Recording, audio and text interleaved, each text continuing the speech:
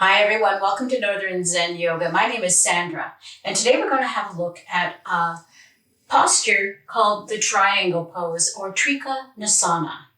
Triangle Pose is a beautiful posture. It's a lovely stretch, but it's also something that we need to be very mindful about because of a few factors. First of all, in the Triangle Pose, you're going to be dropping your head down and extending your body weight out to the side.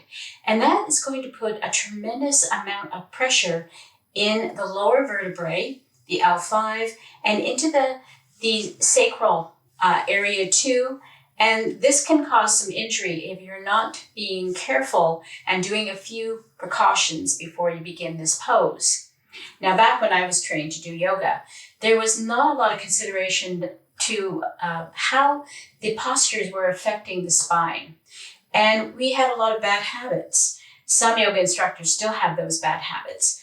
But science and discovery have helped us to be able to understand the mechanics of the various postures and how just a couple of little tweaks can change the whole dynamic your spine feels when doing something like the Triangle Pose.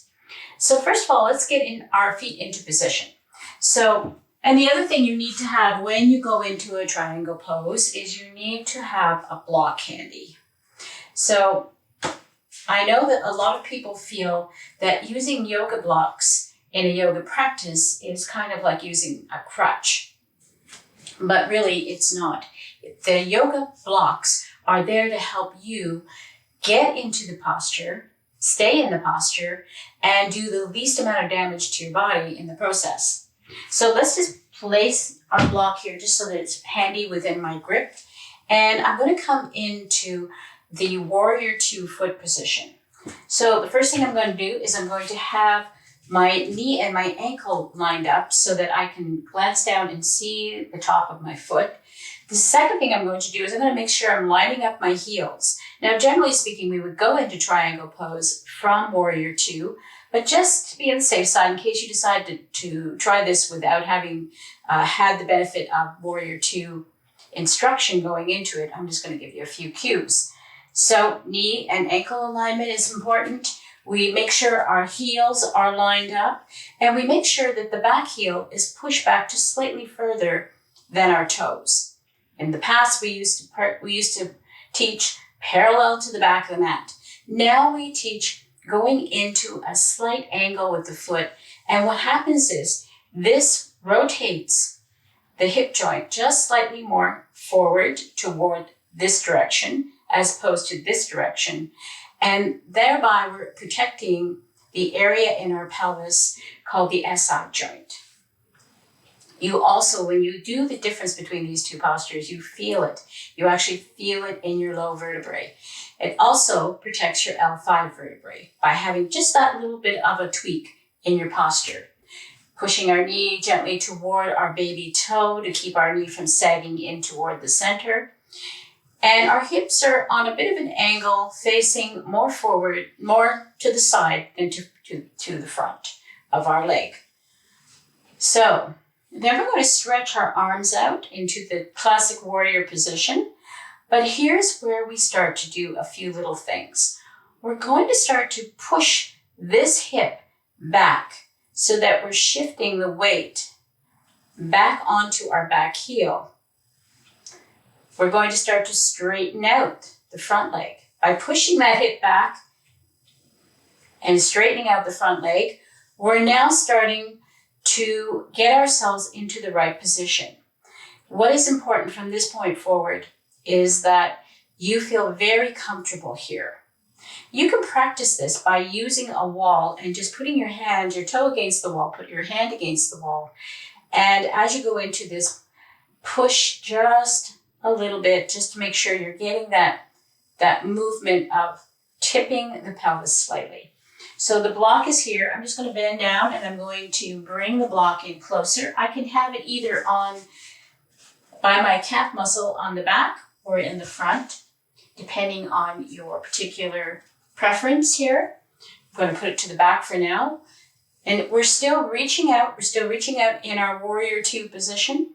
Now I'm going to tip and I'm going to reach down my fingers to the block and I'm going to put my arm behind my back, because really the arm in the air is not the important thing about this posture. Getting the shoulder to rotate up toward the ceiling and stack itself above the shoulder below is really more about what you're working on in this posture. So you can see by having my body extended out like this, that is a lot of weight going into my low back. And so by supporting myself with my arm, I've created a little less pressure going into the spine. So I've got my arm behind my back, lifting my shoulder up toward the ceiling.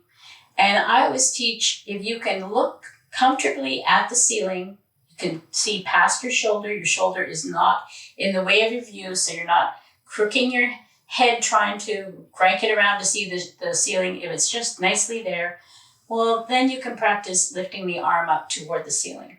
But remember, the arm up to the ceiling is not the goal. The goal is to have the stacked shoulders and to have your body suspended using the additional weight. Now, on top of that, you should be tightening up your core muscles. You should be tightening your belly up, making sure that your belly is helping to support. All of these abdominal muscles are here to help support the torso. So don't go into this with a very flabby, hanging out belly. Make sure when you're going into this that you tuck in your tummy, tighten everything up in here, and then tip into it, relax down. And again, if you prefer, you can have the block in front of you. No difference really in positioning. It's just a preference of where your arm can reach to. And if you don't have a block, whatever you do not grab onto your kneecap. Instead, either shoot for just above the knee, pressing into the thigh bone, still the triangle pose, or just below the knee, and really not going much deeper than where this part of your shin bone is. I know you probably watch videos, you see a lot of yoga instructors or people doing yoga, and they're way down here, they're reaching for their toe, they've got their shoulder dropped down because their chest is rotating toward the floor. And if they start to try to rotate the shoulders up toward the ceiling, they are putting a lot of torquing into their spine, and on top of the additional weight the body is having to support being suspended out to the side. So I hope this helped you to be able to better understand the benefit of using a block when doing the triangle pose. Bye for now. Have a great day. I'll see you next time.